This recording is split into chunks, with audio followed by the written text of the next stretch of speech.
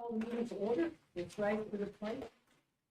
Pledge allegiance To the flag of the United States of America and to the republic for which it stands, one nation, under God, indivisible, with liberty and justice for all. Item 3.0, approval of the agenda. I need a motion, please. So moved. That was you, Deb? Yeah. Second? Second, Was it? Carmel. All right, any questions or discussion? Not, those in favor say aye. Aye. Those opposed, nay. Motion carries.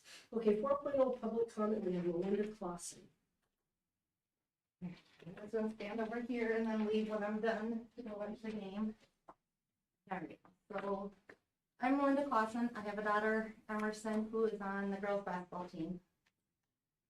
So, okay, so unfortunately, the topic of bullying, harassment is not something that's new to McCray. It's been a hot topic about how it's been handled or neglected. And it's time for McCray to not be identified with this. You should feel protected at school, a sense of protection if you are on a team. This year, team members have quit. Coaches were informed about why. Remarks were made during practice. The coaching staff were made aware. I did talk to Mr. Wheatley, Mr. Trulock, and Sean Condon, and today I talked to Josh. However, I believe this is well beyond another talk, especially when this behavior has been shown over and over. The Minnesota High School League states that participation is a privilege. Students engaging in harassment or violence at any time, not just during activity, are subject to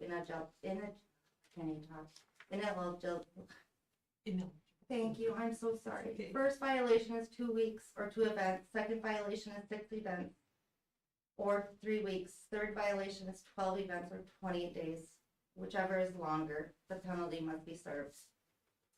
I'm sure most of you, if not all of you, have been to a seniors night at girls basketball. A younger classmate says something about a senior girl. This particular girl volunteered. She volunteered to say something about my daughter. So she knew exactly what she was doing. She sent this out on Snapchat, and I'm going to read exactly what she wrote. So I'm sorry. Emerson, first off, I want to tell you how much you suck. You really are a terrible player and just super fucking annoying to be around. So basically, I have a question. Why the fuck are you in sports? But anyways, you always make the locker room smell, so thanks, I guess.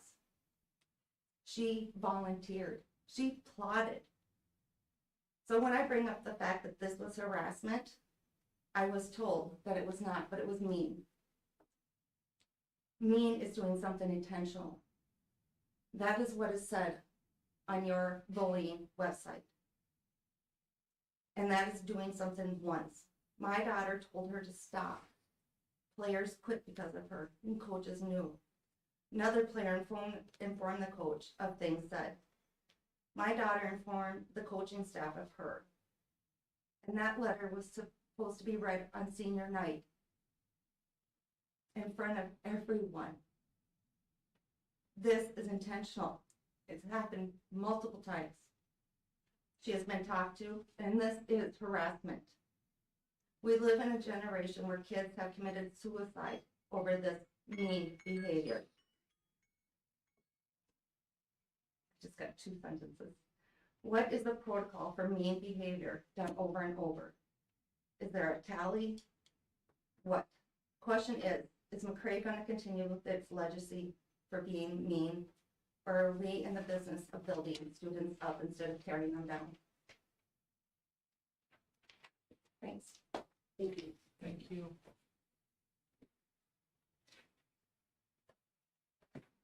Okay, number 5 is approval of the consent agenda. I need a motion. Make a motion.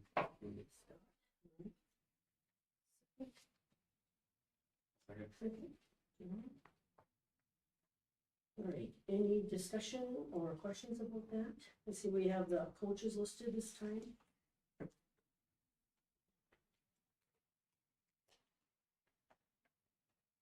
All right, anybody, all those in favor say aye. Those opposed, nay.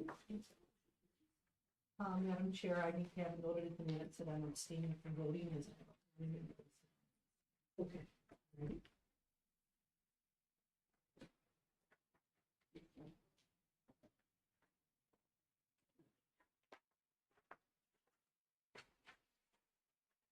Okay, 6.0 communications report. 6.1 is Dan Cummins from ICS. Dan? Hey. All right, well, a couple items tonight. One, a little further down the line, we're recommending approval of the bids for the athletic complex improvement. And then, just wanted to give an update kind of on how the reconstruction after the unfortunate pipe break is going. I think we had everyone back in room within 3 weeks, which was pretty quick. I was able to work with the school's insurance company and get a lot of the contractors that were part of the original project that kind of knew what was going on and speed up the process, getting pricing and contractors approved with the insurance agent just to keep things moving on and hopefully alleviate all the displacement as fast as possible. So as of now, we're looking at, I have a call in, I actually left the call with the insurance adjuster today. I'm trying to get some of the roofs painted and finished up. And then that would just leave switching out carpet once spring comes. So kind of happy with how speedily that went. I know a lot of times it gets drug out. And that's just kind of where we're at. So I think you've all been able to review the bids, and I think that's a little further down in the business.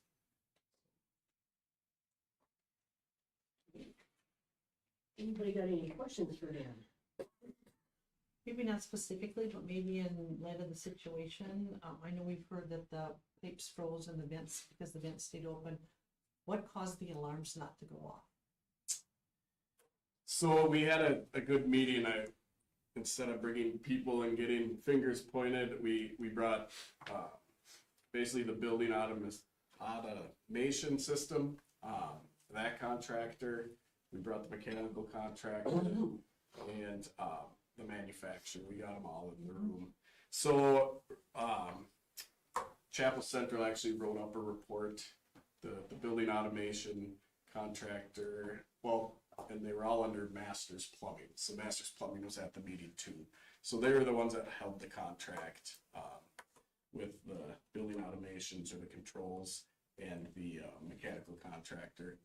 So what they're thinking is there was a kind of a motherboard in the air handling unit that wasn't communicating directly with the control system.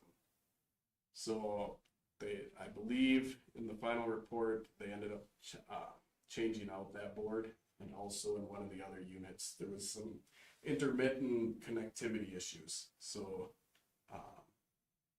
that's basically part of how the alarm didn't get relayed to where it needed to go. So I know the manufacturer's looking into it and the controls, and then we also have our ICS technical services tech on kind of reviewing that kind of as an overview for the school, making sure everything that gets reported makes sense. So they're still kind of hashing out exactly how it happened, but that's kind of where it was. It was a communication deal and intermittent. So our insurance, I'm assuming, will cover all of it minus our deductible? So far, that is what we're finding. I'll give more information when I get to my report. The insurance company has been very good to work with. The reps that they reached out to, Dan, Kim, myself, have been very fair, I think, so far, and have really allowed, the contractors that we have had come in and start right away. Would you say, Dan, there's been instances in which we've asked the insurance company 24 hours before we've got a contractor in the building, and they've said, yes, please do it. Let's get kids back in the classrooms. So is this something that, what is our deductible, like $5,000, $10,000? 10. So is this something for that $10,000 that perhaps maybe some of the contractors will stand behind if it was faulty equipment? So we don't have to pay that deductible? We're working with the insurance Okay. company. And the insurance company's also been in the loop too with Dan, as Dan said too, that group really was working very well when they came into the school. And, we spent time together, not only in one classroom, but also, going up on the roof to see what things look like and seeing where the damage took place. And, it was very important to put together a plan that, yeah, it was catastrophic what happened, but let's never let this happen again. Mhm. This is a commercial for Chapel Central, but they did a wonderful job of really putting together a very nice report, on what other things could be added, not only to our building, but in, somebody else's building, so that those sensors are either further down the line or a different place in the roof. It truly was, no pun intended, but a perfect storm where that northwest breeze was a howling, and that's where it was, the northwest corner of our building. Thank you, Doug. Will they also cover any compensation that we paid to Bethany, the insurance company? Mhm. Okay. We haven't received an invoice from Bethany yet, so. But generally, all of those types of things are part of the claim. All right, well, Dan, thanks for all the hard work, ICS did, and teachers, staff, admin, everybody putting their heads together and making a really bad situation as good as it could be, so kudos to everyone on that. All right, 6.12, Shelby from Ellers. Hi, Welcome. having me back. The two action items are your resolutions in the file. So two, because you had the two types of financing. The one is general obligation, and the other is your COPS, which is the annual appropriation portion from your lease levy and a portion from your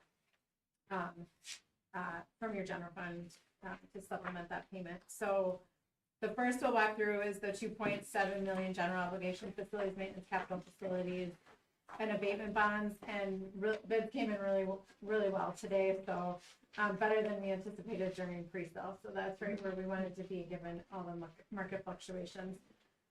You received 6 bids on this particular issue. As part of this, we did that underlying rating for the district. So Josh and Kim presented the district in a really good light, a lot of extra work on their part. So really nice to have had that conversation, and I think really we're able to convey the supportive community and the good projects that are happening. We actually sent an image of the water tower to the rating analyst that says McCray on it. So really just able to provide her sitting in that seat in Chicago and arm her with all the information about McCray to take to that committee of analysts. They affirmed your underlying rating at an A2, which is great. And then just because of the nature of the annual appropriation, it's notched one down as an A3, and I can go into that. So we anticipated in pre-sale that we were going to get a 3.7. As part of all this planning, we were even above that. So pre-sale last month, 3.7. Today's bid at the lowest bid out of Baird in Milwaukee was a 3.03. And so that's, the summary of the results. You'll have your funds available. Dan has that all kind of packaged together, ready to go on the athletic complex. So that kind of starting on the sale day attachments, page 1, you'll see Baird submitted their bid. They were ready to resell all those bonds too as part of their syndicate. So lots of interest in the market today. The cover bid was TD out of New York, Hilltop, Northland, Stiefel, and the Baker Group also submitted bids for this bond. So the sources and uses is on sale day attachments, page 3, and what we were able to do in each instance here for the 2024A, given that bids were maybe coming in a little bit higher than anticipated, or to resolve any contingencies and get you through this project.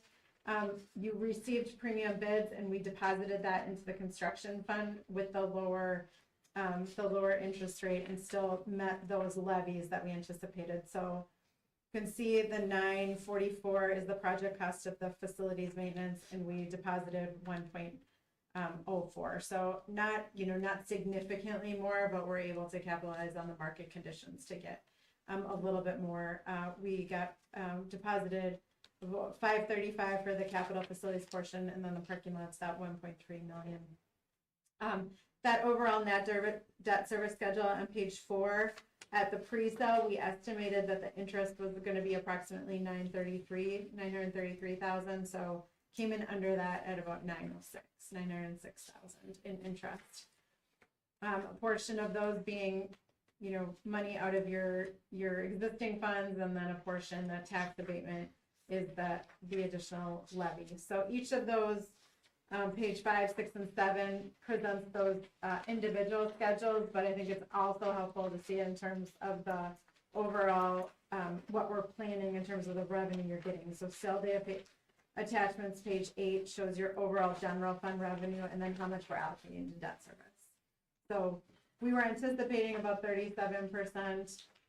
This one came in at 36% for the LTFM, leaving just a little bit more in your LTFM fund for annual projects.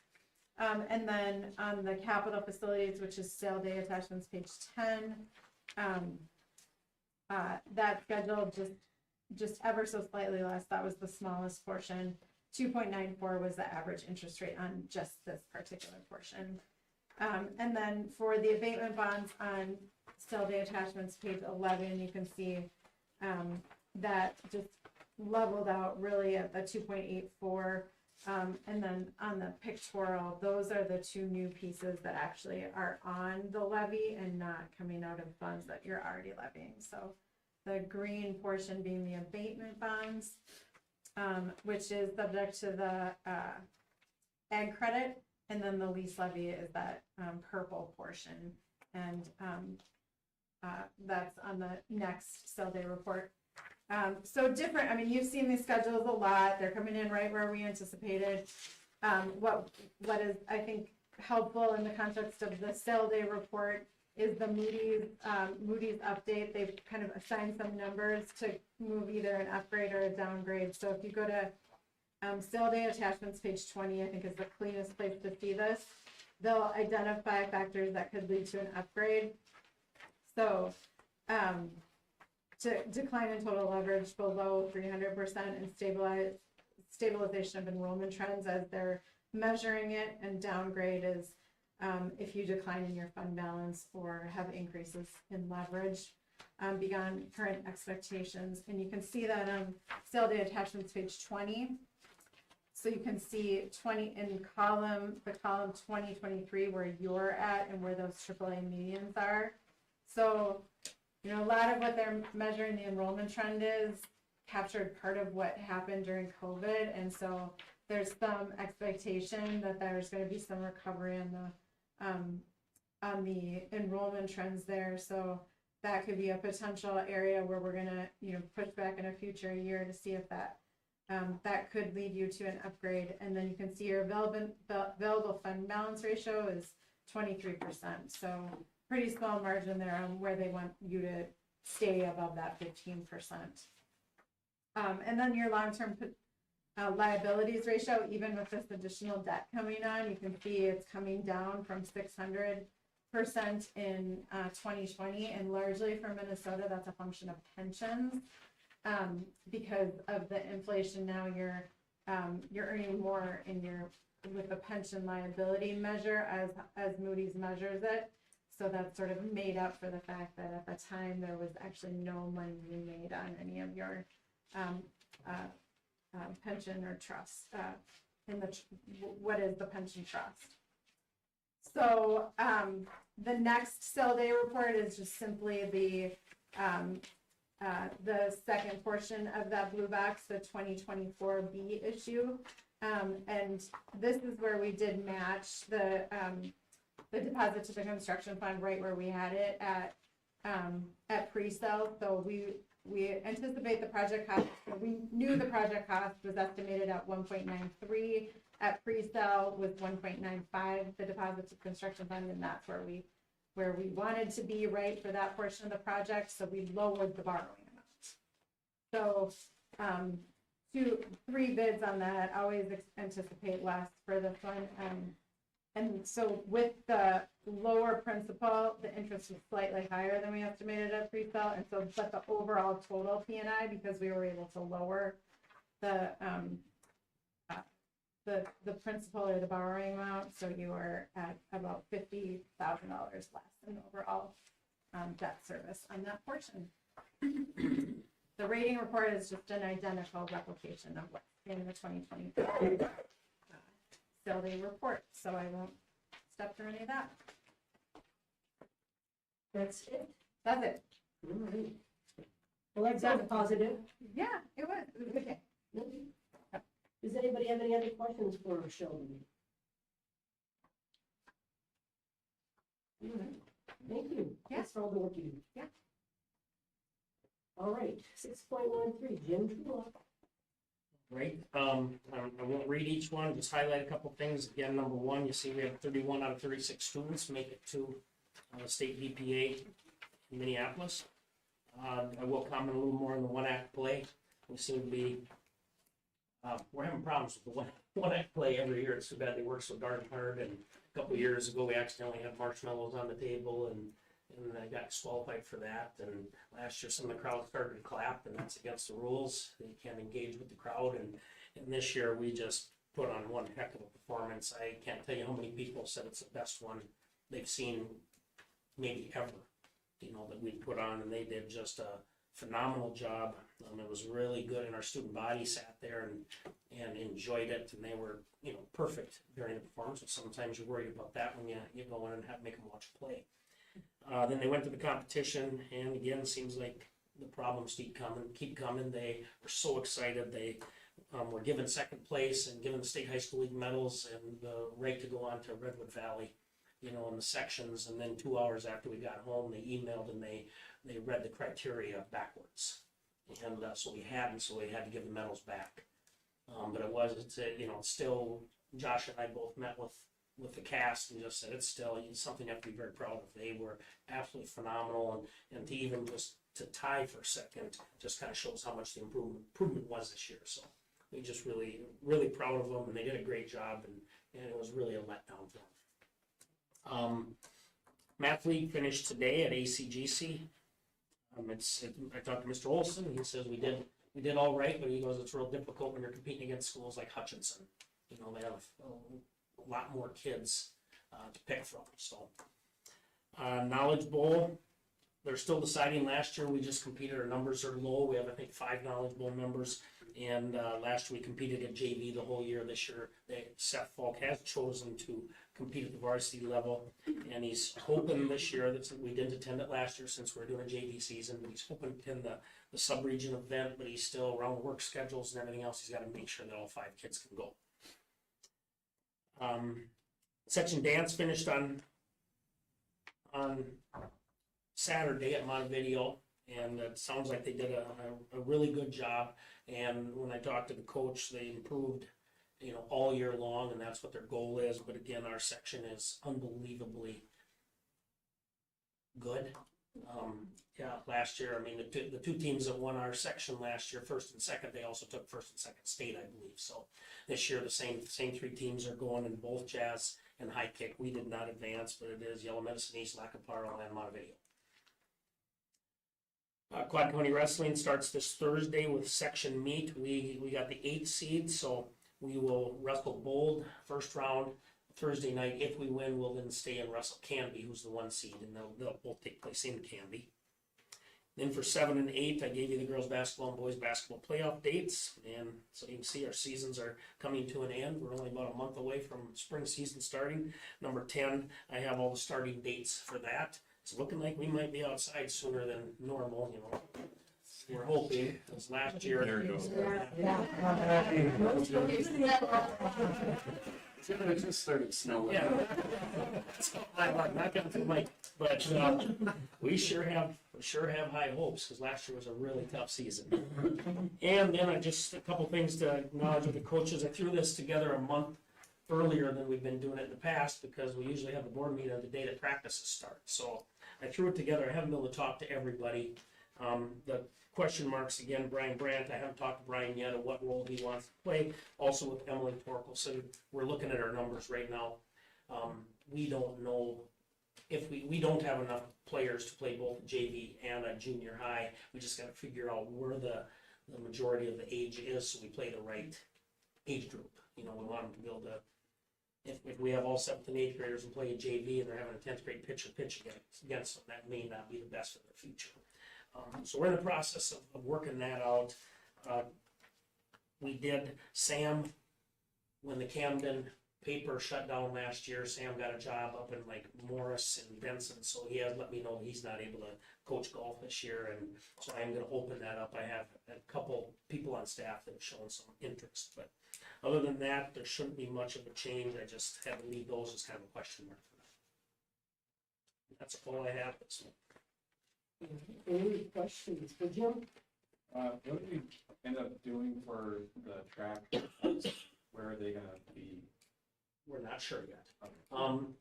I've talked to Monty and Granite for now, and Monty wouldn't be against us, you know, coming over there, because, you know, we're gonna have to work handoffs and stuff like that, so we might have to get a bus and go over there, even if it's a later practice some of the time, because, you know, who knows if we're gonna have a driver. But we may be able to go there occasionally. We can go over to Granite and use their special, you know, the long jump and the pole vault, because right now, that's the thing, you know, we can come up, it's not perfect, but we can come up with areas where they can run practice handoffs. We gotta go in the parking lot and measure. There's just no place for the pole vault. And we have a pole vaulter that will be a contender to be in the state tournament this year. I mean, he's good, and we have a couple of them. So we need to find a place where they can practice. But I don't, again, how do we get a pole over there? Do we allow them to go over there every single day and practice pole vaulting, just leave the poles there? I don't know, I don't have all the answers, but we have a bunch of options right now that we're looking at. Anything else? All right, good. Thanks, Jim. All right, 6.14, Mitchell Kenny. All right, good evening, everybody. I'm just gonna start off by saying that, Jim, you better hope your meteorology degree doesn't backfire here now that you've never seen anybody get that close to throwing something at someone else in a We're sport. done with snow.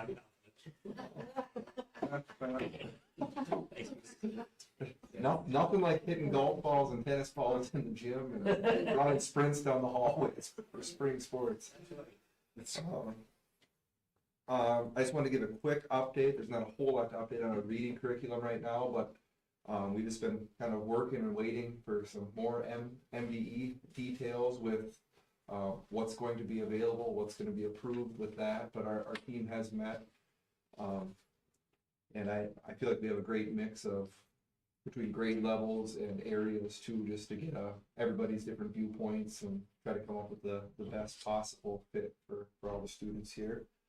Kind of tied in with that, READ Act, that's kind of been obviously the big issue, or not issue, big area that we've been working on and working with the state with. And just kind of coming up with what types of trainings we're going to be able to do, what types of curriculum are going to be available, and kind of have their stamp of approval on that. So we've been making some, I'd say, slower progress, but progress in the right direction with all of that, and we'll hopefully have some more information on that here for the March meeting as well, just to give a little bit of an update of where we're at with that. Classroom updates, Josh, I don't know, I don't want to steal any of your thunder here. All right. So obviously, again, just in no specific order, just thanking the groups of people who have helped with all of this so far, from Bethany to opening their doors to us, to Josh and Judd for helping get things organized and planned, to teachers being flexible with their spaces, custodial staff have probably put in probably enough hours to fill a March calendar up too, for the amount of time they've been here and the work they've done. I don't want to leave anybody out. High school teachers for being so accommodating to us as well. I mean, that's been awesome. Just gonna special shout out to Bryce Olson. He essentially volunteered his room to us for I think 2.5 weeks. So I don't know if he knew how long of a visit he was getting into, but I appreciate all of that, and I know teachers are happy to be back in their spaces now, even though there's maybe a little painting to be done, and carpet work, but you don't really think about that when you're not in your space, but how much that is. I mean, it's a home away from home for teachers, or, even almost, spend more time here than they do actually at their houses. So, when you do get displaced like that, it's not easy for them or for the kids, but I just feel like everybody did just a really nice job of adapting and getting through that little bit of a hiccup and getting back to their rooms now. So it's been an ordeal, but it's been, well, there were definitely a lot of positives built within that as well. So scheduling and placements, we've been starting to look at that for the 24-25 school year. When I was looking down at this earlier, I thought I might have had a typo. That is the school year that's coming up next. But just always looking at working with, this year having the schedule shortened for students from 4 to 3:30. Just looking for feedback about what we can do to make things run smoother for next year when it comes to, transitions and specials and everything else, lunch, recess, some of the bigger areas, which is what we can do to make that run smoother now that, we said the same from last year to this year, but then we shortened it a half hour. So always is trying to tweak things and make things run more smoothly for everybody. We have 2 long-term subs needed for elementary music for Mrs. Mackenberg, and then for kindergarten for Mrs. Mertens. And I can happily tell you that those have both been filled already. So that was awesome. That'll both be for the beginning of May. So very happy to have those filled already. And I know the teachers, I'm assuming, feel pretty good too, just knowing that they can take a little bit of a breath and that their classrooms will be filled and ready to go for them. And then just a couple of upcoming events. We've had Climb Theater coming here since I've been here. So that's always just a good program to have, and that'll be K through 5 coming up in the beginning of March. And we have not done this program before, but we have 4th grade is going to egg in the classroom at Midwest, and that's going to be on March 5th. So I'm excited to get some feedback on that from the teachers, but I've heard from other schools, this is not the first year they've done that, this is the first year we've been there, but they said it's just a good program, so I'm excited for them to get that opportunity. And then also just with the elementary, we only have the afternoon for spring conferences on Friday, March 8th, and we will send a reminder out to parents here probably next week just to get that on the calendar if they would like to attend as well. That is what I have. Is there any questions? I apologize, I didn't get this in the report right away either. Next month I'll be better, I promise. All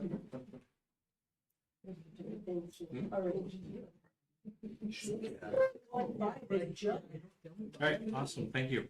Just want to highlight a few things for you, and then I have a request for you. I'll leave that till the end to create some suspense.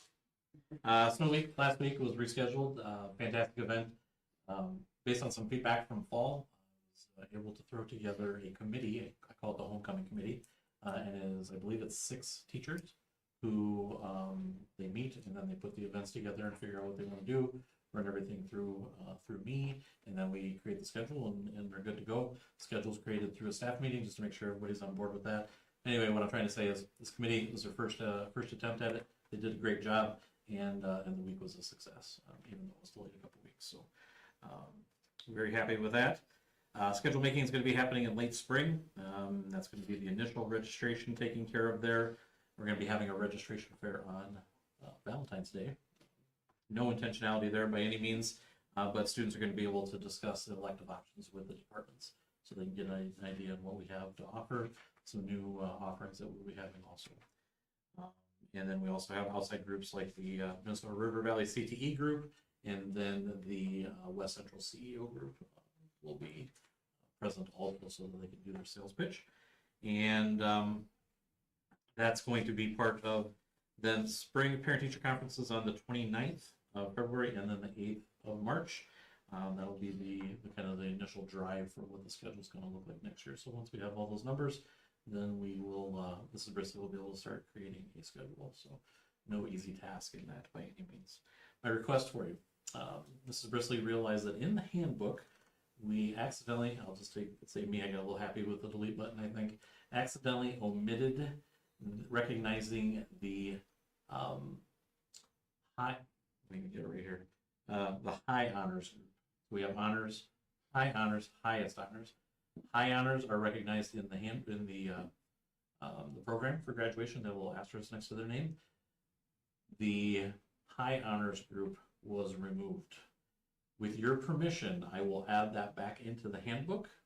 Otherwise, I could add it back into the handbook and have you look at that section and say, looks good, approved. How would you like to proceed?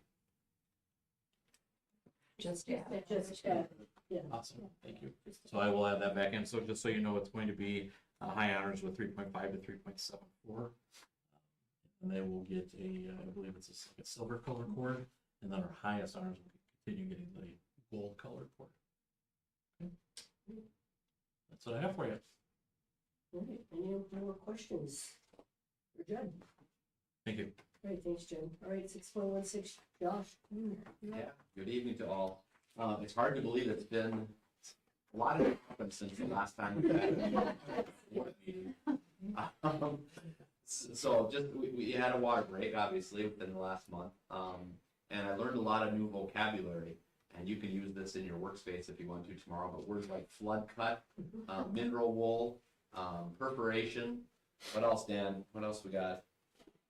There's lots. There's lots. Shout out to Dan, though, that really came in right away that week after we had the water break to really help us line up contractors. We had contractors in for floor, ceiling, mud, sheetrock, plumbing, electrical. We had all those people in the building within 72 hours of that taking place, and it really helped us get back into the classroom. There is a group right now that is still displaced, and that is our special ed suite. That was an area that we did have to put in all new carpeting, and that needed to be done, because there wasn't all that, we had to remove all that carpeting first, we had to get carpeting back in there. So that's one group that right now, the carpeting is done, and they have the option this week to be able to move back into that space. The little bit of a hurdle is that area might be painted this weekend too, so they won't be able to completely move in and put everything, back on their walls and up to the walls or up to the baseboards.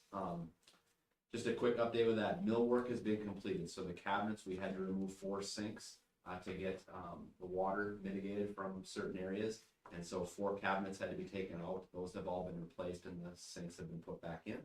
The tile has been installed. This was subway tile that was put in the boys and girls bathrooms. That was on the very north side of the elementary school. The tile has been put in. I still think it has some grouting left to be done. And then the toilets will need to be installed and then the plumbing turned back on. And then that area, those restrooms, it's a boys and a girls restroom, will be back in service. As I mentioned, the special ed suite did get new carpeting installed this last week. All of the walls that had flood cuts done have been sheetrock, taped, and mudded. And new mineral wool insulation was put in. The exterior walls, the insulation is there obviously to prevent the cold from coming in and the heat from escaping. In the interior walls, that insulation or that mineral wool is primarily put in for sound. And so that went very smooth.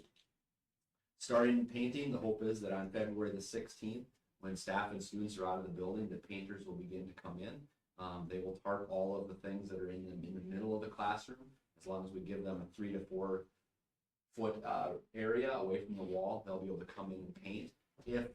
If this wall to the south, if it did have a flood cut made in it and new sheetrock was put in, the whole wall needs to be painted. So that it's not just, trying to make it transition, but it'll be all painted so it all matches. Unless you like that wainscot color. That's Insulation has been installed around the fixed pipes in the ceiling. And then again, shout out to Dan and ICS and his team for really helping us out. And we had sheetrock people coming from the Eden Valley Watkins area, from people from Royalton coming out, to help us. They were starting their day. They were already here at the building at 5:30 or 6, so they were leaving their homes at 4:30 or so to get here on time so they can get as much done before the kids arrive.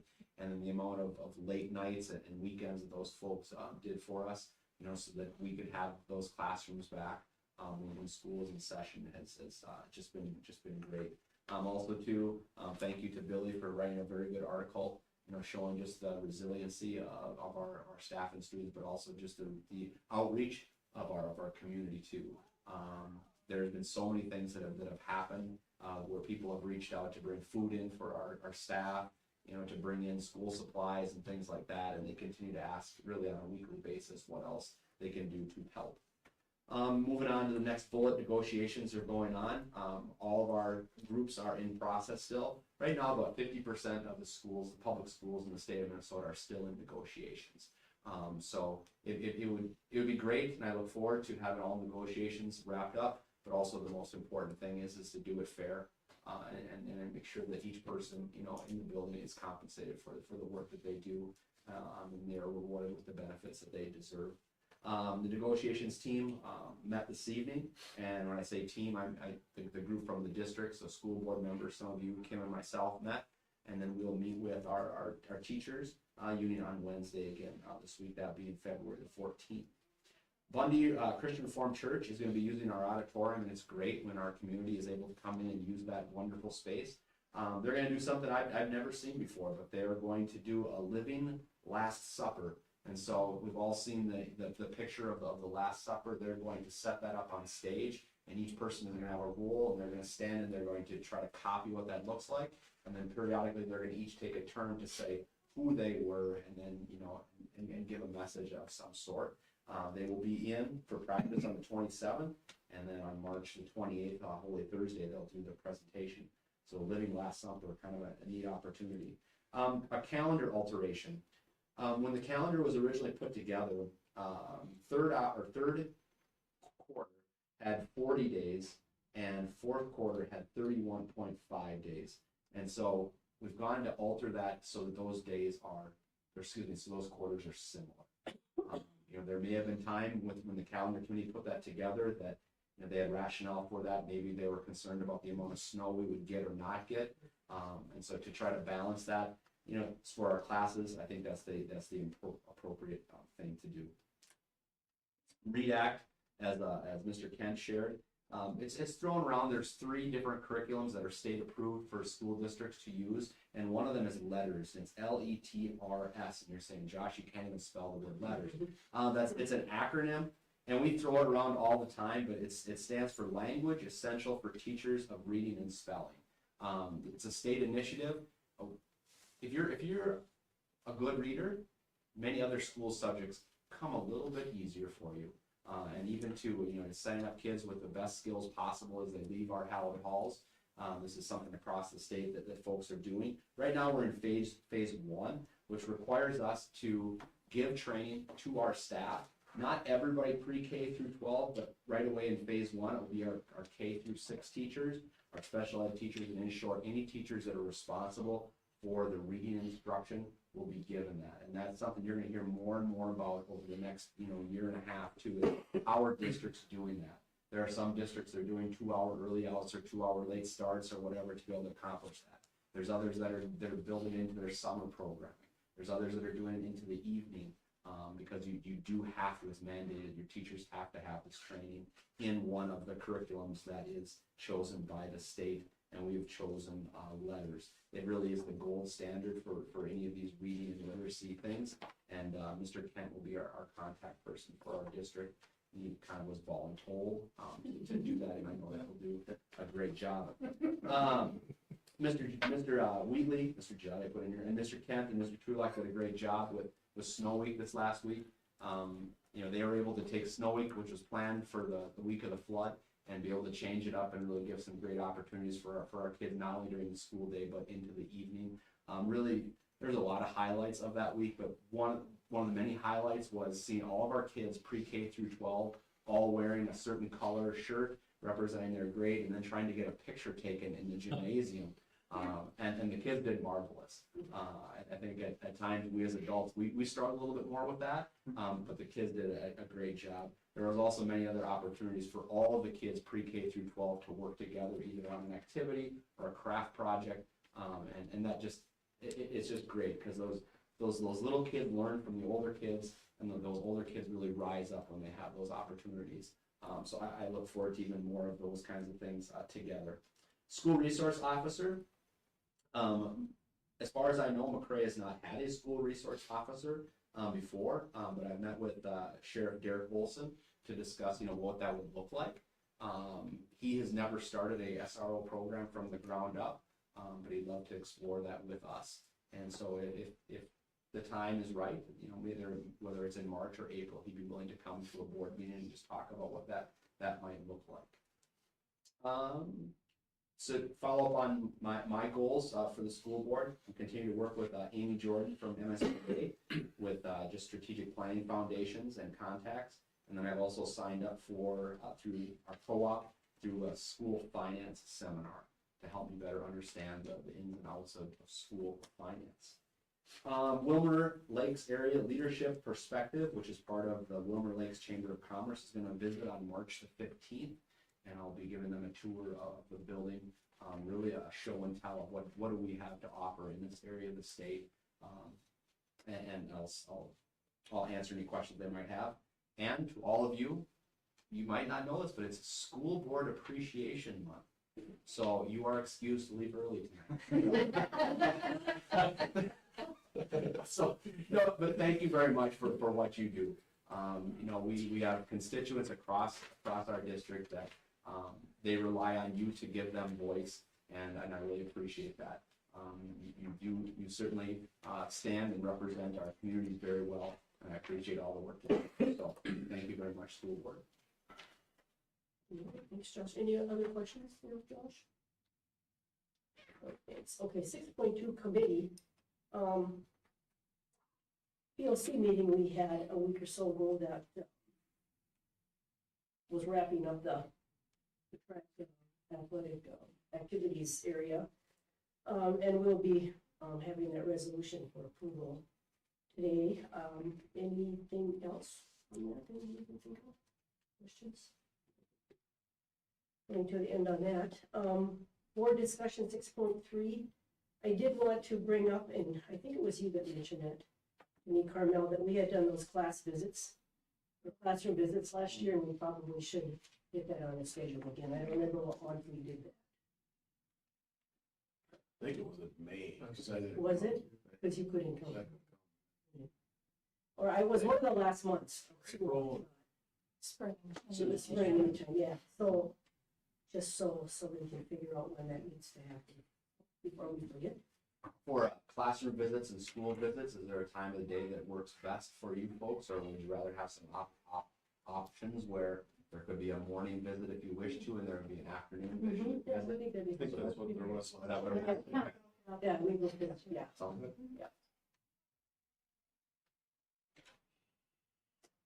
All right, anything else on 6.3 board? And I just shared, I attended the school board conference for the first day, and so I was in the auditorium. Yeah. Just a kind of breakdown of the sessions that I went to. The opening session wasn't really getting real jazzed about it. Artificial intelligence, it was about AI. And it was kind of frightening with some of the things that they were bringing up that went into the education and whatnot, and it seemed like to be an infomercial for the individual that was presenting that was my perception. Is that kind of what you were thinking? A little bit. I mean, that person does have a business that Yeah. for profit. Yeah. Yeah. It was also interesting too, because there was two people giving the presentation, and the main person, the big name, wasn't in the auditorium. They were doing it virtually. And so, I mean, it's got its time, it's got its time and place, but it's difficult when you have people from across the state there in an auditorium. It's hard to read the audience when, that person is just looking at a screen. And then I went to a couple sessions with some attorneys and just talked about like legal rights, like the clothing that kids wear to school, the hats that they wear to school, the dress that comes to school, and what you can and can't do. So that one was kind of interesting. And then just one on just kind of miscellaneous stuff about, kind of a Q&A with other attorneys that were there. So a lot of people really focused in on some of the new state legislative requirements and whatnot. So it's just going to impact finances, and it sounds like a lot of districts are doing things a lot differently because there wasn't a lot of clarity around the certain sick and safe time and whatnot. So, and then I had an opportunity when I walked around the exhibit hall to talk with the Minnesota State High School League. I brought up before about how they only allow you to pay via e-tickets and whatnot, so you can't pay at the game. And I just said, just glad to share with you my story. And she said, we've heard it from a lot of people. And I said, great, so what are you gonna do about it? So it sounded like, now I can't remember what I had just seen, that you can purchase it online, and you can also get them at the door, whatever's happening at Montevideo. So they must be allowing people to pay at the ticket booth then. So they said, get your tickets ahead of time, but maybe it was dance, yeah, that you could get them at the door too, so. Yeah. So those were the sessions I went to. Well, thanks for getting on them about that, because a lot of complaints about that. Yeah. Businesses. Yeah. I'm surprised you didn't have to buy your concessions online. It's pretty good. The crazy part of it was at the state track meet, you could buy concessions with cash. Yeah, well, that was, exactly. Cash. So, right. But you couldn't get into the game to buy them with cash unless you had. Right, exactly, yeah, right. Okay, 7.0 business items. 7.1, I need a motion to approve the resolution to accept the bids for the athletic complex. I'll make that motion. Carmel, all right. Second, I'll second. was you, Mark? Yep. Okay, any discussion or questions on that? And this will have to be a roll call vote too. You want me to read it? Yeah. Go ahead. Resolution for approval of the Independent School District 2180 McCray Public Schools Athletic Complex Improvements Project bid order. Member Carmel Tyne introduced following resolution, and member Mark Casella moved for its adoption. Whereas the McCray Athletic Complex Improvements Project previously approved by ISD number 2180 School Board. This resolution is to accept the bids received for the individual work scope prime contractors as submitted by sealed bids on January 16th, 2024 at 2 p.m. And those bids were opened and read aloud immediately following. The Project Oversight Committee and ICS met on February 8th, 2024 to review and recommend award to the remaining work scopes as outlined below. Work scope number 1, exterior site improvements, Peterson Companies, Wyoming, Minnesota. Work scope number 2, electrical, Corey's Hometown Electric, Empire City, Minnesota.